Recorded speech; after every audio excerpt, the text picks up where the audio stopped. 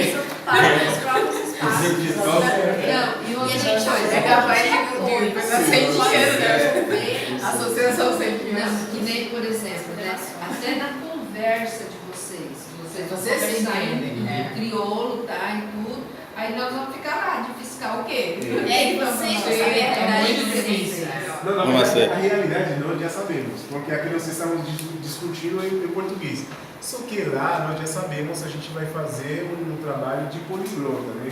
Um trabalho onde a gente vai fazer uma tradução, que vai ser português e crioulo, né? Francês.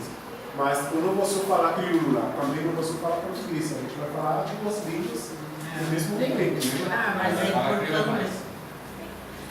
Na verdade a gente vai deixar assim, 70% crioulo e 80% de espanhol, português. Só para a gente não ficar perdido. Mas é importante que sejam vocês na diretoria, no Conselho Fiscal. O que nós podemos fazer? Ficar de apoio, assim como a gente está. O espaço, vocês precisam de assessor jurídico, a gente ajuda, vai atrás de ajudar na necessidade que vocês têm. Como vocês estão com uma dificuldade, a gente se reúne e vê em que podemos ajudar.